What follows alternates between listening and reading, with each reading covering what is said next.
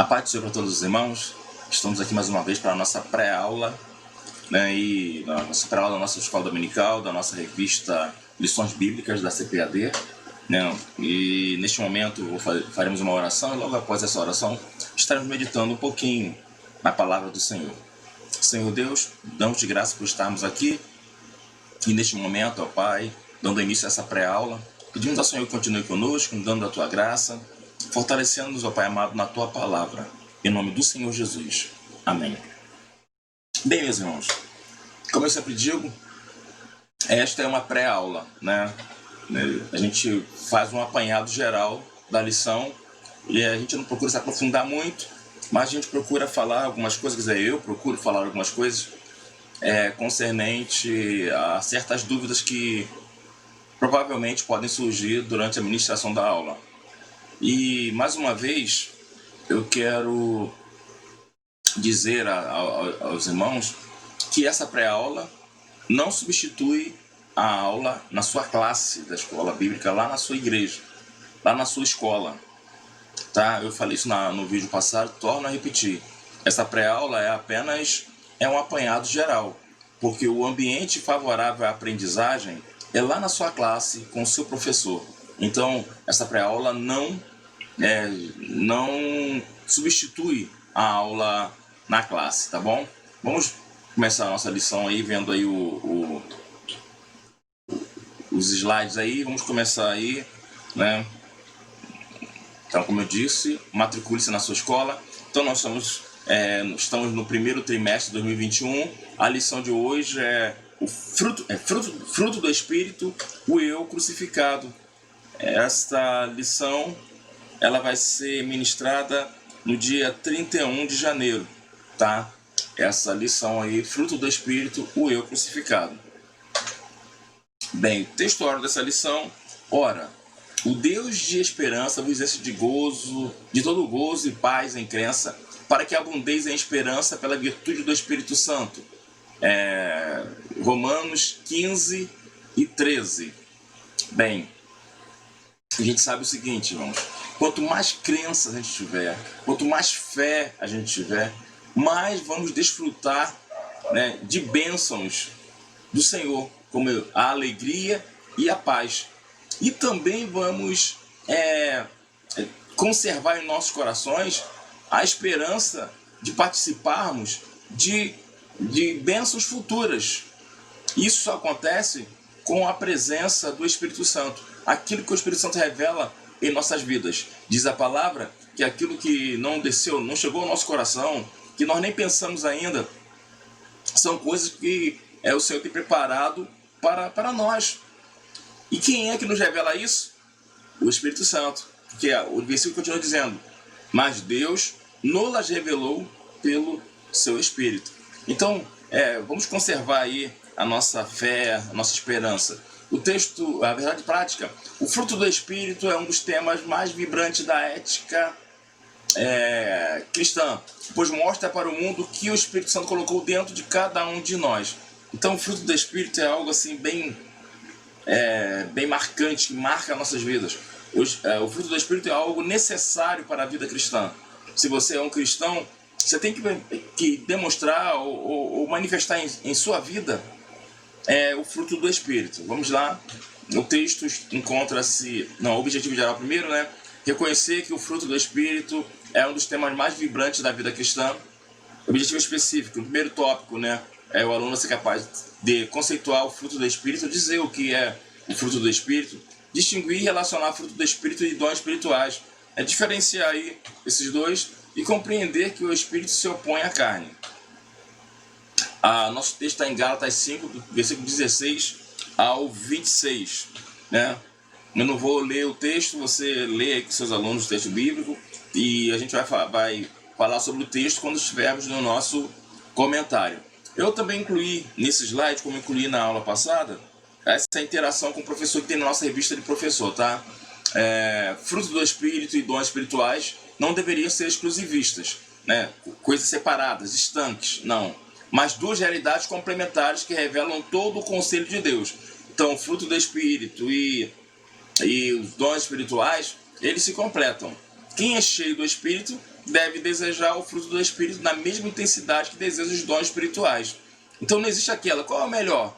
Os dons do Espírito Santo ou o fruto do Espírito? Não existe qual é melhor, porque os dois se complementam, né? Se complementam, né? São assuntos que se complementam, né? Se os dons são sinais poderosos para a evangelização e edificação da igreja, o fruto do Espírito é o testemunho poderoso de uma natureza purificada em meio à geração corrompida. Ora, no meio das trevas, quem é luz é como quem segura uma tocha iluminada à meia-noite. Assim, o fruto do Espírito é o testemunho do eu crucificado com Cristo. Esse eu não é mais regido pelos instintos primitivos e animalescos da carne, mas pela direção harmoniosa, calma e serena do Espírito Santo. Então, quem tem em sua vida o fruto do Espírito é como se ele estivesse no meio das trevas segurando uma tocha. Todos o verão, todos olharão. Todos. Quem tem o fruto do Espírito, ele fará a diferença no ambiente que ele estiver. Entendeu, meu irmão? Então, precisamos manifestar em nossas vidas esse fruto, que é o testemunho do nosso eu crucificado. As pessoas vão olhar e vão falar assim, aquele ali é servo de Deus mesmo. Aquele ali já não está mais com a gente aqui não, ele já é diferente. Porque a pessoa vai estar demonstrando que o seu eu está crucificado com Cristo. Como diz o apóstolo Paulo aqui em Gálatas mesmo 5. Gálatas capítulo 2, versículo 20, se não estou equivocado. Confira aí depois. Introdução. O fruto do Espírito é o resultado de uma vida cristã abundante e manifesta no relacionamento entre os irmãos e irmãs na igreja e no lar, na convivência com os descrentes no trabalho e na sociedade. Por isso, devemos entender o conflito entre a carne e o Espírito e a função do fruto do Espírito. Então, gente, o fruto do Espírito é o resultado de uma vida cristã abundante. E essa vida cristã abundante, ela vai se manifestar entre os irmãos, na própria igreja, né, e irmãos e irmãs. Então, as pessoas vão olhar para você dentro da igreja e tem que ver em você a manifestação do fruto do Espírito. Também não só dentro da igreja, no lar também, porque tem pessoas que dentro da igreja parecem santarrões, mas dentro do lar xingam, fazem o que não podem. Tem maridos que até espancam até a sua mulher, espancam os filhos, não há conversa, e fora, né, lá na igreja ou fora da casa é completamente diferente. Mas quem é cheio do Espírito, ele tem que manifestar o fruto do Espírito na igreja, mas no lar também. Não só no lar, na convivência com o descrente no trabalho e na sociedade de um modo geral. Esse fruto tem que se manifestar. As pessoas têm que reconhecer em você um cristão, onde quer que você estiver. Eu me lembro que uma vez, eu já contei isso, eu estava ouvindo o programa Encontro Coral, que tinha em uma rádio. Na verdade, quem estava ouvindo era meu pai e eu estava ouvindo de tabela, né? Meu pai ouvia Encontro Coral com o pastor Nilson do Amaral Fanini, né? E o pastor Fanini estava contando, em uma certa ocasião, muitos anos atrás, eu estava escutando, e isso não saiu da minha mente, que ele foi no local de trabalho procurar um membro da igreja dele. E quando ele chegou lá no local de trabalho, ele chamou, perguntou lá se alguém conhecia o fulano de tal, a pessoa que era da igreja dele. Aí ninguém conhecia, aqui não tem ninguém, trabalha ninguém com esse nome, ninguém com esse nome. Aí de repente ele avistou o irmãozinho vindo lá. Ele falou assim, lá ele. Aí ele diz, esse é o nome dele, porque lá todo mundo se conhecia por apelido, né? Ele se conhecia por apelido. Mas só que antes dele avistar o irmãozinho, eu pulei essa parte, quando o pastor Farinha estava procurando pelo irmãozinho, falou assim com o irmãozinho, olha só, falou com o rapaz lá, olha só, esse que eu estou procurando, ele é crente, ele é da minha igreja, eu sou pastor dele. Aí o rapaz falou assim, aqui não trabalha nenhum crente não.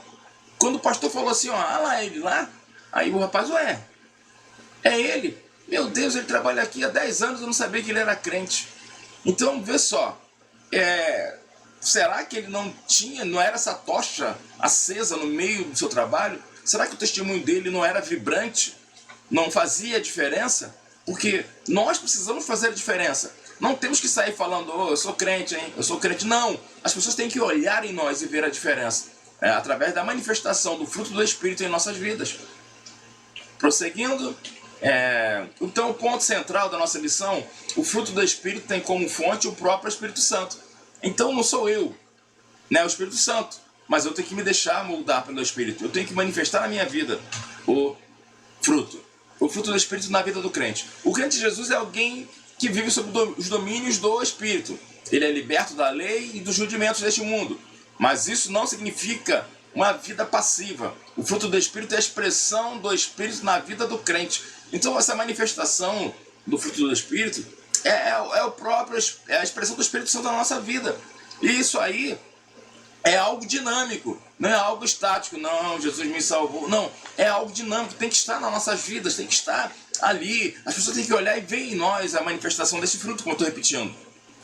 Definição.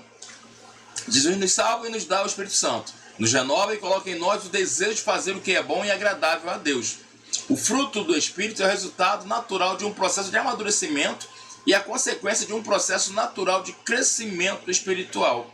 Então, o Senhor nos salvou. Agora nasce em nosso coração o desejo de fazer o que é bom e agradável a Deus. Aquele que serve a Deus quer agradá-lo. Aquele que conheceu o Senhor quer agradá-lo. E quem faz isso acontecer em nossas vidas é o próprio Espírito Santo. Isso aí também, o fruto do Espírito manifesta na nossa vida através de um processo de amadurecimento e consequência de um processo natural de crescimento espiritual. Você quer ver? A gente sabe que, eu sempre falo isso, na vida, né? A gente tem a nossa infância, a nossa adolescência e a gente chega à idade adulta. Espiritualmente também é assim, né? Tem pessoas que se convertem no novo nascimento, mas ela ainda conserva na sua vida algumas atitudes anteriores, algumas atitudes da velha vida. Então, se alguém, se ela for uma pessoa muito, muito braba, né? Muito nervosa e tal, se alguém fizer alguma coisa contra ela ou feri-la de algum modo, ela vai reagir como reagia na vida velha. Ela vai esbravejar, se falar muito palavrão, se o coração ainda estiver muito cheio, ela vai vomitar palavrão em cima das pessoas, ela vai agir da sua forma ainda. Mas quando ela começa a amadurecer espiritualmente, aí às vezes ela já se segura. Não, eu não posso falar isso porque eu sou crente. Eu não posso ficar aqui. Se passar alguém da igreja me ver aqui, né, vai dar ruim para mim. Então essa pessoa ainda está na fase da adolescência espiritual. Ela faz alguma coisa ou não faz com medo de que alguém veja ou com medo de que alguém escute, e ela agora é crente, precisa mostrar que é crente. Mas quando a pessoa atinge a maturidade espiritual, quando a pessoa consegue ir passando por esse processo de amadurecimento e vai crescendo espiritualmente, então ela já não xinga porque isso já não faz mais parte dela. Ela já faz ou não faz determinada coisa porque ela não quer, ela ama o Senhor e quer agradar o Senhor, quer fazer o que é bom para Deus. Isso já está no coração dela. Ela já amadureceu espiritualmente. Então o fruto do Espírito vai manifestando na vida dela gradualmente, né? Ele surge gradativamente dentro de nós como resultado da regeneração do Espírito Santo de forma instantânea e também gradativa por meio do crescimento na graça de nosso Senhor Jesus Cristo, como acontece com a santificação. O apóstolo apresenta 9 modalidades do fruto. 9 modalidades, né? E uma coisa interessante é que o fruto está no singular, não está no plural. Os frutos do Espírito são, os frutos do Espírito. Não, é o fruto do Espírito, tá? Aparece no singular. E alguns estranham esse fato, né? Porque tem as obras da carne, então a pessoa vai esperar que sejam também os frutos do Espírito, no singular. O missionário Eurico Bergstein explica esse singular ilustrando esse fruto como uma laranja e seus gomos. O fruto que aparece logo em seguida é o amor, né? Ou caridade na versão Almeida corrigida. Diz o missionário, as 8 virtudes seguintes são um reflexo do amor. Então, segundo essa explicação, o fruto do Espírito é o amor. Então, o fruto do Espírito é o amor. E as outras virtudes que aparecem, as outras 8 virtudes que aparecem, apenas são reflexos do amor, que é o gozo, paz, longanimidade, benignidade, bondade, fé, mansidão, temperança, né? E vamos ver mais um pouquinho, né? Então, veja só, é como se fosse uma fruta, né? Uma laranja com seus gomos, né? O amor é um dos gomos, a alegria ou gozo, né? Outro gomo, a paz, longanimidade, benignidade, bondade, fé, mansidão, temperança são, as virtudes desse fruto, tá? São reflexos do amor que estão aí contidos no fruto do Espírito. Voltando para nossos slides, eu resolvi, não tem na revista, mas eu resolvi falar um pouco sobre cada um desse fruto, né? Cada um dessas virtudes aí do fruto do Espírito. Então, vamos lá. A primeira é a caridade, ou o amor, né? Interesse e a busca do bem maior de outra pessoa sem nada querer em troca. Então, esse amor como fruto do Espírito, o amor como fruto do Espírito, ele vai se manifestar numa busca de interesse e busca do bem maior de outra pessoa. Você quer fazer o bem para outra pessoa, você quer se incomoda se aquela pessoa estiver sofrendo, mas isso aí sem querer nada em troca. Se eu sou um político e começo a ajudar as pessoas, sabendo que no futuro ela vai me dar um voto, então deixou de ser caridade, tá? Deixou de ser por amor. Porque quem tem os frutos do Espírito, a caridade como uma virtude do fruto do Espírito na sua vida, ele vai fazer o bem para as pessoas sem nada querer em troca. Ele vai fazer simplesmente por amar, por amor, impulsionado pelo Espírito Santo. O outro é a alegria, né? Gozo, alegria. Sensação de alegria baseada no amor, na graça, nas bênçãos, nas promessas e na presença de Deus. E esse gozo, essa sensação de alegria, ela não é de acordo com as circunstâncias. Né? Até existe uma explicação de que a felicidade tem a ver com as circunstâncias. Agora, a alegria não é algo intrínseco dentro do ser humano que não vai ficar dependendo das circunstâncias. A alegria como fruto do Espírito, ela está na vida do crente. E essa alegria é baseada no amor, na graça, nas bênçãos, nas promessas e na presença de Deus. Tem pessoas que acham que quando aceitam a Cristo, tem que deixar de sorrir, tem que deixar de brincar, tem que deixar de ser alegre. Conta-se, eu ouvi falar, eu estava uma vez na igreja cristã Maranata, né, e estava tendo uma programação lá especial, eu era jovem ainda, eu fui com uma colega, e quando chegamos lá tinha um pastor falando numa palestra lá, e ele estava dizendo o seguinte, que quando ele morava numa rua, na sua vizinhança lá, aí tinha uma menina, uma adolescente na rua que brincava com ele, onde ele passava, brincava com ele e tal, e ria com ele. Teve um dia que ele passou na rua, tá a menina lá sentada, toda entristecida, aí ele achou que tinha acontecido alguma coisa. Aí ele chegou perto dela e perguntou: minha filha, aconteceu alguma coisa com você? Aí ela: não, pastor, agora eu sou crente, Triste? Não. Esse amor de Deus, a graça de Deus, as promessas de Deus, a presença de Deus provoca alegria em nossas vidas e não tristeza. Uma alegria que não depende das circunstâncias. A paz, o que é paz? Quietude de coração e mente, baseada na convicção de que tudo vai bem entre o crente e o seu Pai Celestial. Então quem tem essa paz, o coração dele está quieto, né? A sua mente está tranquila, porque ele está em paz, na convicção de que Deus está presente, na convicção de que Deus está conosco. Então ele pode ter a paz com Deus, porque Cristo morreu na cruz do Calvário para restituir a paz do ser humano com Deus. E quem tem a paz como virtude do fruto do Espírito, ele tem quietude no seu coração.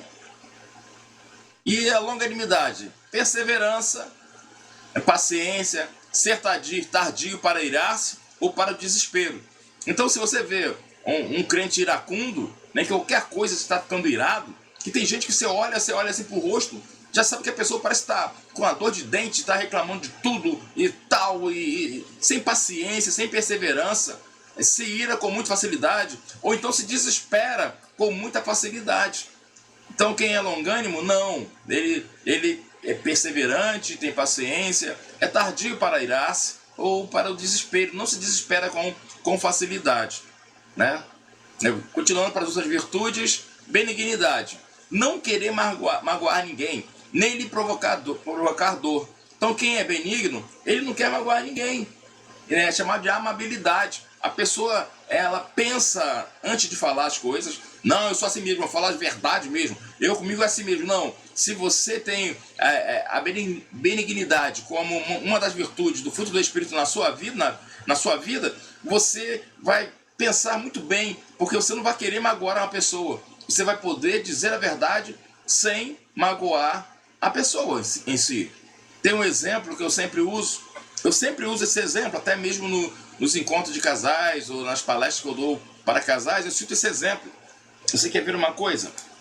Aqui eu tenho um borrifador, deixa eu pegar aqui. Eu tenho esse borrifador aqui, né? Borrifador com álcool 70. Então eu botei o borrifador em um lugar errado. Eu botei o borrifador aqui na estante, né? Não é para ele ficar na estante. Então, alguém botou na estante. Não é para ficar na estante, tá? Eu vou chegar e vir na estante, eu sei que não é para estar ali na estante. Aí eu chego logo e pergunto, estou dentro da minha casa, hein? Eu chego e pergunto logo, qual foi a anta que colocou esse borrifador aqui? Então eu estou querendo o quê? Ofender a pessoa. Estou querendo marcar a pessoa de uma forma negativa. Isso é querer magoar. Agora, quem é benigno, ele não vai querer magoar. Você pode dizer a verdade sem machucar, sem ferir. Quem foi que botou esse borrifador aqui? Ah, fui eu, meu papai, fui eu. Ah, tá bom, meu filho. Aqui não é lugar não, tá, filhinho? Bota em outro lugar, tá? Bota em outro lugar, porque aqui não é. Aqui pode cair e tal. Não, fala a verdade. Então, quem é benigno, ele não concorda com o erro, mas ele sabe como falar. Ele sabe como chamar a atenção. Então isso é chamado de amabilidade. Além da benignidade, temos a bondade, que parece até que se confundem as definições, né? Mas bondade é zelo pela verdade e pela retidão, e repulsa ao mal. Pode ser expressa em atos de bondade ou na repreensão e na correção do mal. Então, você é cristão, não significa que você tem que aceitar o mal quieto. Não. A bondade é o zelo pela verdade e pela retidão, e repulsa ao mal, né? E ela pode ser expressa, você pode manifestar isso em atos de bondade ou na repreensão e na correção do mal. Você quer ver uma coisa? Eu estava uma vez numa cidade esperando o ônibus, e a gente sabe que o idoso pode andar no ônibus de 2 portas, e no terminal rodoviário só estava saindo o ônibus de uma porta, e nada, e saindo o ônibus de uma porta e nada de chegar de 2 portas, e tinha um idoso. Aí aquilo, eu vendo um idoso em pé ali naquele terminal esperando o ônibus, aí aquilo me esquentou, né? Não fiquei iracundo de chegar lá brigando, mas chamei a menina responsável, que eu vi que era responsável pelos ônibus. Aí eu perguntei para ela aqui, o idoso pode andar no ônibus de uma porta? Ela, não, só de 2 portas. Eu falei assim, por que não tem ônibus de 2 portas? Ela, não, sai de meia hora. Eu falei, você não está? Não, porque eu estou aqui há 1 hora e aquele idoso está ali esperando o ônibus de 2 portas e não passa ônibus de 2 portas. Então, já que não tem ônibus de 2 portas, por que aquele idoso não pode embarcar num ônibus de apenas uma porta? Aí ela, não, mas tem sim, não sei o quê. Aí eu sei que mudaram lá, coisa e tal, apareceu um ônibus e mudaram lá o destino do ônibus, botaram lá, o idoso foi embora. Então, você tem na sua vida a bondade como uma das virtudes do fruto do Espírito, você vai sim repreender e vai fazer a correção do mal, quer seja na igreja, quer seja em qualquer lugar. É zelo pela verdade, pela retidão, repulsa ao mal. Isso aí é bondade. Benignidade é você não querer magoar ninguém, nem provocar dor, né? E parece que andam juntos, né? Essas virtudes aí. Fé, lealdade constante e inabalável a alguém com quem estamos unidos por promessa, compromisso, fidedignidade e honestidade. Então, lealdade fé é lealdade constante. Você está compromisso, dignidade e honestidade com alguém, tá? Em relação a Deus, mas também você pode ser leal também em relação aos seres humanos, tá? Em relação à sua família, por exemplo, né? Mansidão é moderação associada à força e à coragem. Descreve alguém que pode irar-se com equidade quando for necessário e também humildemente submeter-se quando for preciso. Então, quem é manso, ele pode até ficar irado, pode até irar-se, mas a sua ira não é uma ira descontrolada. Ele sabe se irar com equidade, com equilíbrio quando for necessário, mas também ele consegue se submeter quando for preciso, quando for chamado a atenção, quando tiver alguma coisa fora do controle e tal, ele vai se irar, mas depois ele vai também se submeter. E por último, nós temos a temperança, que é controle ou domínio sobre os nossos próprios desejos, paixões. A temperança é o domínio próprio, né? Inclusive a fidelidade aos votos conjugais. E também temperança tem a ver com a pureza também. Então, quem tem domínio próprio, ele controla seus próprios atos, seus desejos, suas paixões, ele se controla, né? Inclusive em relação aos votos conjugais. O que a gente tem visto ultimamente é uma coisa terrível das pessoas adulterando e sabe como? Sendo infiéis nos seus votos conjugais. E isso acontece com quem nem deveria acontecer. A gente ouve muitas histórias, né? E também a pureza. A pessoa vai se controlar, ele vai ter o domínio. Não vai deixar que a carne domine sobre ele, mas ele vai dominar a carne, né? Voltando lá, a forma singular sugere que nela se produz a unidade de caráter de Cristo. As 9 graças mencionadas, todas elas em contraste com as confusões das obras da carne. Então as obras da carne trazem confusões e tal. Agora todas essas 9 graças, essas 9 virtudes que compõem o fruto do Espírito, né, traz paz, traz unidade do caráter de Cristo na igreja como um todo. Bem, terceiro subtópico do primeiro tópico, andar no Espírito. Versículo 16 da nossa lição. Digo, porém, andar em Espírito e não cumprireis a concupiscência da carne. Ser guiado pelo Espírito significa, na linguagem paulina, vitória sobre os desejos e impulsos carnais. Andar no Espírito é uma expressão que indica viver corretamente, humildade, submissão e santidade. Então, andar no Espírito é viver corretamente em humildade, submissão e santidade. Infelizmente, algumas pessoas andam no Espírito, entre aspas, né? Entre aspas, andam no Espírito por pouco tempo, saem da igreja, fazem tudo de errado. Às vezes eu fico injuriado com certos membros ou participantes ou componentes das juventudes aí em geral, né, que ficam cometendo erros desnecessários.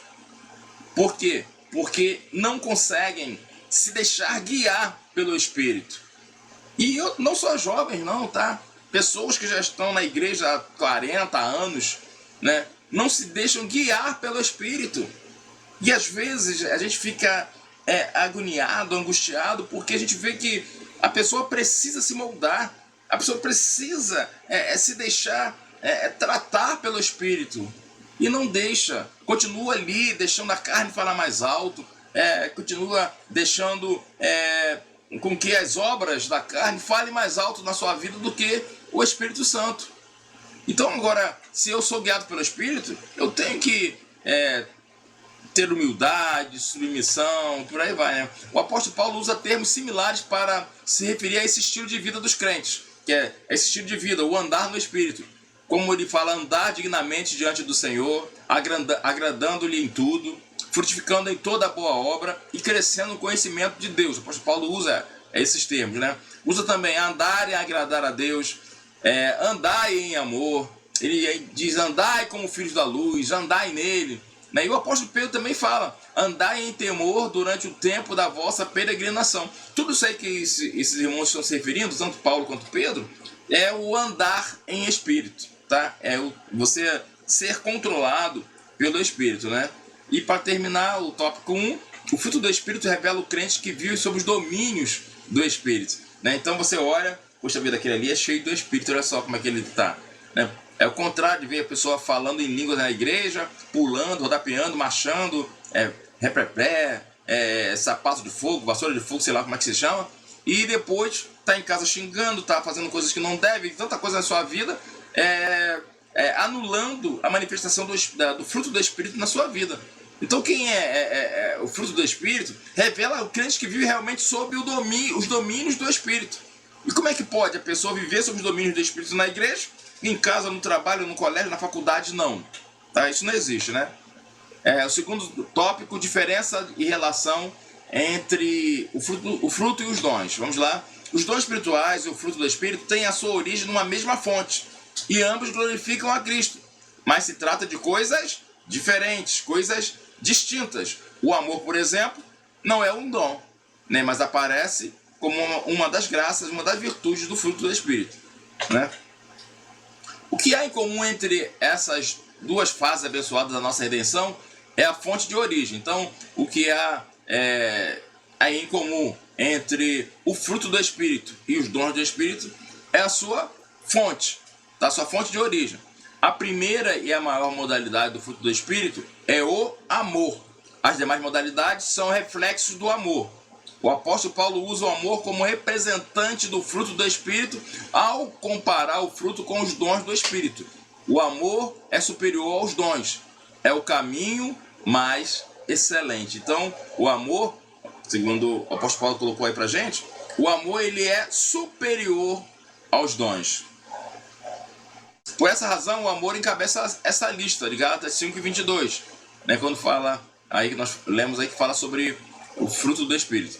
Em outras passagens, prevalece a supremacia do amor. Aí tem a referência, você pode ler na sua Bíblia. Paulo afirma ainda que os dons sem o amor não são nada e são passageiros, mas o amor é eterno, o amor vai permanecer para sempre. Mas os dons vão cessar por aqui, mas o amor não, o amor vai continuar para sempre. Continuando, os dons na igreja, o segundo subtópico do segundo tópico. Convém relembrar que os dons são importantes, né?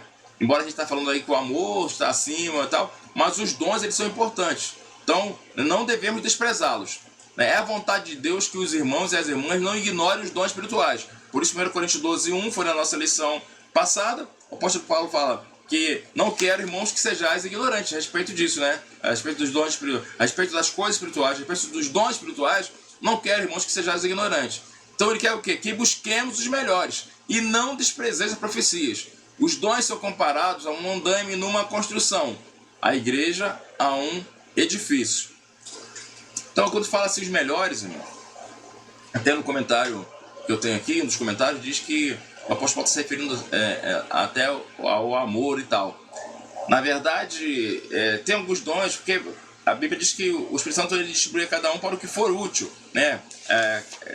1 Coríntios 12, versículo 4, versículo 7. Mas a manifestação do Espírito é dada a cada um para o que for útil. Então, os dons espirituais são dados para cada um para aquilo que for útil. Então, se eu vou ministrar para a igreja, né, e através de um dom, seria o dom de variedade de línguas? Ou seria o dom de profecia o melhor dom para a ocasião? É claro que se houver intérprete, aí se equivalem, né? Mas se eu vou ministrar para a igreja, se o Senhor quer falar alguma coisa para a igreja, o melhor dom para isso não é o dom de variedade de línguas, é o dom de profecia. Então, a gente tem que ficar pensando um pouquinho sobre isso. Os dons são comparados a um andame na construção e a igreja a um edifício. Aí continua. Não é possível uma construção prosseguir sem um andame, mas uma vez concluída a obra, o andame é dispensado. No céu não haverá necessidade dos dons, mas eles são uma necessidade imperiosa na vida da igreja hoje, pois ela precisa do poder do alto para combater o reino espiritual das trevas. Segundo Apocalipse 21:22, no mundo vindouro não há necessidade desses recursos do Espírito. Então, quando a igreja se deixar a terra, não vai mais haver necessidade desse andaime, desse andaime, né? Por quê? Porque no céu não precisará mais disso. No céu a gente já venceu, já acabou, não precisamos mais de sermos edificados pelos dons, sermos ornamentados pelos dons, nada disso, porque tudo já estará passado e nós estaremos diante de Deus. Então no céu não haverá necessidade dos dons. E terminando o tópico 2, os dons espirituais e o fruto do Espírito têm a sua origem numa mesma fonte, o Espírito Santo, e ambos glorificam a Cristo. O último subtópico, o Espírito se opõe à carne. O que levou o apóstolo ao assunto foi o contexto das igrejas da Galácia. O abuso da liberdade cristã, a antinomia, né, a contradição, de um lado, e o legalismo, de outro, estavam dando ocasião à carne, levando à falta de amor e à desunião. Legalismo, né? Primeiro, o que é legalismo? O que é legalismo? Bem, vamos dar uma olhada sobre legalismo. E então eu fui a uma lição da CPAD de 31 de outubro de 2016, de último trimestre de 2016, que o título da lição era Quando o legalismo substitui a adoração. Então eu tirei, o que eu escrevi aqui nesse slide, eu tirei da revista da CPAD, Lições Bíblicas, do ano 2016, o último trimestre de 2016. Então olha só, legalismo é uma postura religiosa que privilegia o cumprimento de regras e normas como caminho para a obtenção de bênção divina, inclusive a salvação. dentre os perigos de uma de religiosidade legalista está a ilusão de ser alguém superior aos outros pelo simples fato de obedecer rigidamente um determinado conjunto de ordenamentos religiosos. Então, o legalismo, ele faz com que as pessoas que são legalistas, né, elas muitas vezes se acham superiores aos outros, porque seguem determinadas regras. Pensam que isso assegura a salvação. E não é bem assim, tá? Então a pessoa, não, eu obedeço tudo, aqui ó, como é que eu ando, olha aqui como é que eu estou, olha só a minha gravata, olha meu terno, olha meu cabelo, olha meu isso, aquilo. Não, eu estou salvo, eu vou para o céu. Como se bastasse isso para a sua salvação. E o legalismo é assim, o legalismo atua desta forma. Isso e acaba substituindo a adoração, acaba substituindo até o sacrifício vicário de Cristo. Porque se eu seguir regras e normas é suficiente para minha salvação, então eu não preciso mais da morte de Cristo. Conseguiu me entender? Então o legalista, ele acha que a sua postura religiosa que vai fazer com que ele se salve. E que ele é melhor do que os outros porque ele tem essa postura, ele segue as ordenanças religiosas, ele cumpre as regras, então ele acha que é ser salvo. Então você está dizendo que a gente precisa mais cumprir as regras, não tem normas e tal? Não, não é isso que eu estou dizendo. Eu estou dizendo que nós não podemos pensar que cumprir as regras nos torna melhor do que os outros. Nem acharmos que cumprindo as regras, isso nos dará salvação. Não, senhores. A salvação está muito além disso. Prosseguindo, né? Opa, deixa eu voltar aqui, meus irmãos, para aí. Como eu sempre falo, né? Aqui a gente faz ao vivo e eu não edito, tá? Não vai para edição esse vídeo. Por isso, alguns erros acontecem e entram, né? Vamos lá, legalismo. Há um acentuado contraste entre estar na carne e andar no espírito. O apóstolo mostra que para ser legalista, viver de acordo com a lei depende da carne, mas para viver no espírito depende da graça de Deus. Então, ser legalista, não, minha carne, eu sou assim, olha só como é que eu ando, tem que fazer isso, tem que ser isso aqui, ó, vamos lá, a circuncisão e não sei o que, né? O sistema legalista que os opositores de Paulo, os judaizantes, ensinavam nas igrejas da Galácia, é egocêntrico, motivado pela carne e gera competição espiritual que resulta em desavença. Então é tipo um querendo ser melhor do que o outro, né? Não, eu sou circuncidado, não, você é um incircunciso, e tá, assim, um querendo ser melhor do que o outro, tá? Gera competição, gera desavenças, um se achando melhor do que o outro, né? A carne e o espírito, a palavra grega sarx, carne, tem muitos significados na Bíblia, principalmente nos escritos paulinos, podendo significar, e pode significar fraqueza física. Então, quando se fala carne, ela pode significar fraqueza física, pode significar o próprio corpo humano, pode também significar o ser humano como um todo, pode também significar o pecado e também os desejos pecaminosos, como está em Romanos 8:8. O que vai determinar o significado vai ser o contexto em que essa palavra estiver inserida. No contexto das obras da carne, significa o conjunto de impulsos pecaminosos que dominam o ser humano. Então aí, nesse contexto das obras da carne, a palavra carne significa impulsos pecaminosos que dominam o ser humano. Então o contexto, né? É o contexto que vai determinar o sentido, né? Da mesma maneira, a palavra grega é pneuma, espírito, que se aplica, olha só, se aplica ao Espírito Santo, ao Espírito humano, aos anjos e aos espíritos imundos. E só o contexto que vai fazer com que nós tenhamos a definição ou o significado dessa palavra. Então eu tenho que olhar o contexto. A oposição do Espírito contra a carne na vida cristã mostra que os que são de Cristo crucificaram a carne com as suas paixões e concupiscências. É isso que acontece conosco diariamente, a morte do eu. Então não, agora não, estou livre, não. Diariamente isso tem que acontecer conosco. Diariamente você tem que crucificar o seu eu, crucificar a carne. Diariamente você tem que matar o seu eu. Diariamente o fruto do Espírito tem que estar sendo visível aos outros na sua vida. tem que olhar para você e ver que o velho homem ficou morto, o eu está crucificado, o eu está morto. Você agora é diferente. E isso tem que acontecer todos os dias. Acordou pela manhã, tenha isso em sua mente. Não, o meu eu está crucificado. O meu eu está morto. Os vícios, último subtópico, os vícios. O apóstolo apresenta uma lista de 15 vícios, que ele chama de obras da carne. Outras listas aparecem em outras epístolas paulinas, como em Romanos 1, 29 e 31. Olha só, estando cheio de toda iniquidade, prostituição, malícia, avareza. Está vendo aí outras obras da carne?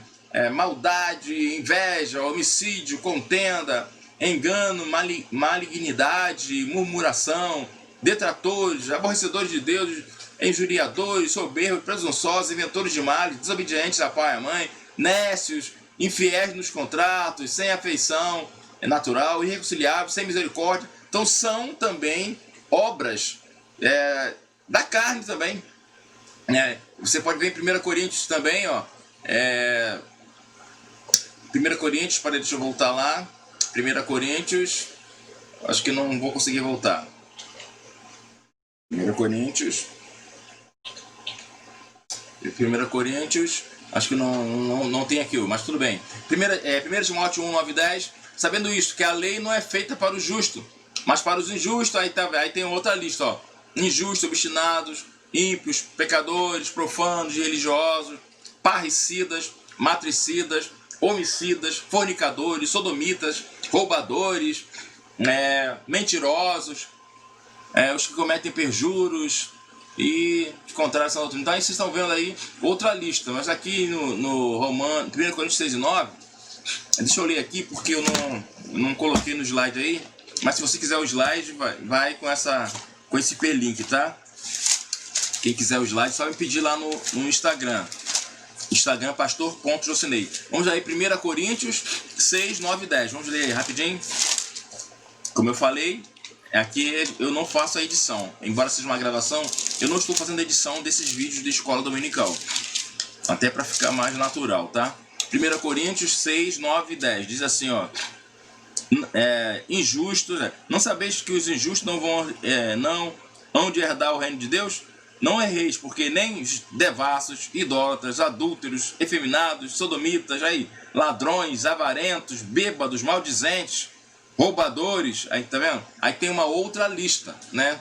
Paulo não pretende ser exaustivo. Essas listas são representativas em Gálatas. Você viu? Então ele não colocou mais coisas ali em Gálatas porque ele não queria ser exaustivo, não queria cansar as pessoas. Então ele apenas colocou uma representação das obras da carne. Mas aí ele botou no final: e coisas semelhantes a estas, acerca das quais vos declaro, como já antes vos disse, que os que cometem tais coisas não herdarão o reino de Deus. Então ele, para não ser exaustivo, não cansar as pessoas e tal, ele botou apenas uma representatividade e falou e citou: e coisas semelhantes a estas. Então essa lista aí que ele botou em Gálatas não é uma lista estanque, uma lista definitiva. Como nós podemos ver, tem outras cartas do apóstolo Paulo, listas com outras obras que são obras infrutuosas da carne. Podemos classificar esses vícios que ele escreveu aí, né, que ele botou aí, em 3 categorias, né? Sexo ilícito, pecados de origem religiosa e pecados de ordem social. Né? Sexo ilícito, prostituição, impureza, lascívia. Pecado de ordem religiosa, idolatria e feitiçaria. Pecado de ordem social, inimizades, porfias, emulações, iras, pelejas, dissensões, heresias, invejas, homicídios, bebedices e glutonarias. Então são pecados de ordem sociais. Vamos meditar um pouquinho, né? Sexo ilícito, prostituição. Quando ele fala prostituição, ele está falando de imoralidade sexual. Né? Eu costumo dizer que prostituição é todo e qualquer pecado sexual. Aí na prostituição inclui o adultério, né? Inclui um montão de coisas. Até coisas que estão em outras obras da carne aí, também se inclui também em prostituição, em porneia. Né? Então a imoralidade sexual. Então fornicação masturbação também deixa eu ver aqui. Pessoa que gosta de pornografia. Tudo isso aí é considerado biblicamente como prostituição, impureza, pecados sexuais, vícios, maus pensamentos e desejos do coração. Né? Tem pessoas que ficam com o coração impuro, né? O coração com maus pensamentos e desejos completamente pecaminosos dentro do seu coração. Isso aí é impureza. Lascívia, as ações indecentes, sensualidade, perda da vergonha, indecência. Não, às vezes a gente olha para a pessoa e pergunta assim, meu Deus, como é que ela tem coragem de postar essa foto no Facebook? Como é que ela posta essa foto no Instagram? Ou então como é que tem coragem de sair na rua com uma roupa dessa? Mas as pessoas não estão nem aí. Né? Isso aí é lascívia. A pessoa lascívia, ela tanto faz mal para ela própria, como também faz mal para outras pessoas. Ela quer tanto um envolvimento sexual para ela própria, né, mostrando seu corpo, às vezes, ou até mesmo querendo levar outros a gostar. Tem gente que gosta de receber elogio. Não é elogio comum, você é bonita, não. Vocês sabem que tipo de elogio eu estou me referindo. Né? Então, ela sai assim, de maneira indecente, com sensualidade, perda da vergonha. E infelizmente, às vezes, dentro das, vamos chamar assim, nossas igrejas, né? Dentro das igrejas evangélicas, tem muitas pessoas que usam determinada roupa que, pelo amor de Deus, né? Tem determinadas saias, determinadas calças compridas, determinadas blusas que não deveriam serem usadas, né? Determinadas camisas, homens, né? Também não deveriam ser usadas. Determinadas calças que não deveriam serem usadas. Estão entendendo? Então, é preciso ter cuidado com essa obra da carne. Continuando, resumindo, né, prostituição indica pecado em áreas específicas da vida, área das relações sexuais. Impureza indica profanação geral da personalidade inteira, manchando toda a esfera da vida. E lascívia indica amor ao pecado tão despreocupado que a pessoa deixa de se preocupar com o que Deus ou os homens pensam das suas ações. Né? Então, a pessoa que está na lascívia, ela não se preocupa. Não estou nem aí, o corpo é meu, ninguém tem nada a ver com isso. A pessoa não esquenta mais, né? Que Deus ou os homens falam. Né? E isso aí também é uma desordem sentimental. Né?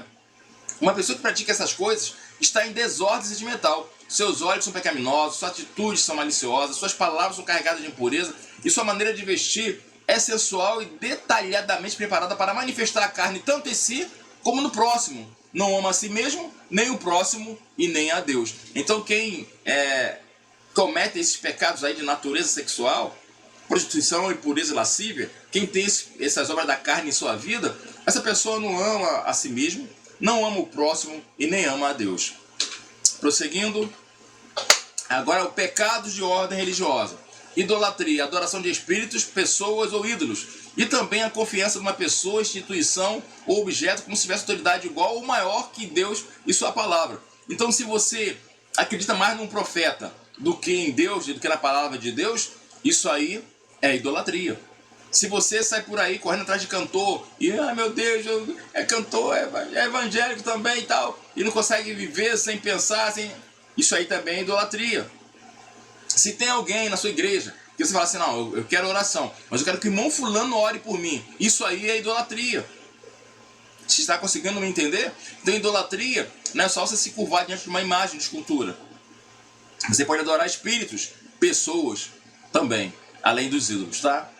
Então é pecado de ordem religiosa. Outro pecado de ordem religiosa é feitiçaria, espiritismo, magia negra, adoração de demônios e uso de drogas e outros materiais na prática da feitiçaria. Né? E às vezes as pessoas usam a feitiçaria e parece que não sabem. Né? Eu já vi pessoas que se dizem cristãs, né? Quando fala uma palavra junto com outra, aí bate na madeira. Ei, vem daí, não é daqui não. Isso aí, o que é isso? Né? Isso aí, não, o Espírito Santo me levou a bater 3 vezes na madeira por causa daquilo. Isso é... Não, isso aí também é feitiçaria, meu irmão. Isso aí também é feitiçaria. Então tem muitas outras coisas, né? Algumas certas simpatias que algumas pessoas fazem, que eu já ouvi pessoas de igreja falando, que eu não posso nem falar aqui, né? Que são coisas vergonhosas que não dá para falar aqui. É tudo feitiçaria. Então isso aí é um pecado de ordem religiosa, é uma das obras da carne. Né? E por último, né, os pecados de ordem social. Inimizades, intenções e ações fortemente hostis, antipatia e inimizade extremas. Sabe, aquela pessoa que tem aquela hostilidade contra alguém, aquela antipatia, aquela inimizade extrema, e às vezes vai para a casa do Senhor e a pessoa ainda não consegue se livrar de tais sentimentos. E às vezes contrai esses sentimentos e já estando na casa de Deus. É a obra da carne. Porfias, brigas, oposição, luta por superioridade. A pessoa fica brigando, querendo a superioridade, querendo ser melhor, querendo ser maior. Isso aí tudo é obra da carne. Emulações, ressentimento, inveja amarga do sucesso dos outros. Isso aí é emulação, ressentimento, né? Iras, fúria explosiva que irrompe através de palavras e ações violentas. E nem sempre fica só nas palavras. Aquela ira, aquela fúria explosiva. Essa pessoa que tem isso aí, está faltando nela as obras, o fruto do Espírito na sua vida. Então ela precisa de temperança. Então a ira é uma fúria explosiva, né? E isso acontece às vezes. A pessoa está, às vezes, me digo pessoas cristãs, estão na igreja e de repente fala palavrão, xinga todo mundo, fala porque alguém a machucou, a feriu e tal, aí aquela fúria explosiva, tá? E ações violentas, né? Pelejas, ambição egoísta e a cobiça do poder. Então a pessoa fica ali com aquela ambição egoísta, sabe? Tem gente que olha para alguém que está na liderança e inveja aquilo ali, cobiça aquilo ali, quer o poder, e isso aí é chamado de peleja. Dissensões é introduzir ensinos cismáticos na congregação sem qualquer respaldo na palavra de Deus. Então, você introduzir um ensino herético, ensino na igreja, um ensino que não tem respaldo na palavra de Deus, isso aí é dissensão. Já heresia significa grupo dividido dentro da congregação, formando coluios egoístas que destrói a unidade da igreja. Então a pessoa vai e faz grupos ali dentro da congregação, formando coluios egoístas que vai destruir a unidade da igreja. E é muito ruim uma igreja dividida. Às vezes a gente vê por aí igrejas completamente divididas, com 2, 3, 4, 5 grupos dentro da igreja. E fulaninho aqui, fulaninho lá, fulaninho ali e tal. Somos só nós saímos juntos, nós vamos juntos, nós tal, e querem ficar ali naquele coluio, né? E fazendo projetos até para ficar dentro da igreja, somente eles em determinado departamento, sai um, entra outro, sabe, grupinhos assim. Não, isso aí é ruim, isso aí é uma obra da carne. Invejas é antipatia ressentida contra outra pessoa porque possui algo que não temos e queremos. Tem um ditado que diz que dói mais no invejoso o sucesso dos outros do que o seu próprio fracasso. E a inveja é essa antipatia ressentida que a pessoa tem contra outra pessoa. E a pessoa não fez nada, só que a pessoa tem alguma coisa que a outra quer, eu não posso ter, então eu vou ter inveja dessa pessoa. E tem gente que é tão invejoso que ele fica querendo diminuir aquilo que a pessoa tem, querendo diminuir, por exemplo, a liderança de uma pessoa porque ele é invejoso, querendo diminuir um objeto que a pessoa tem. Um fato muito interessante que eu sempre falo também, até já falei isso quando eu estava ministrando no casamento, que às vezes a pessoa, por exemplo, minha casa não está pronta, né? Isso é sério mesmo, minha casa não está pronta não, tá? Moro aqui nela há 20 anos, mas minha casa há 22 anos, e ela não está pronta ainda, tá bom?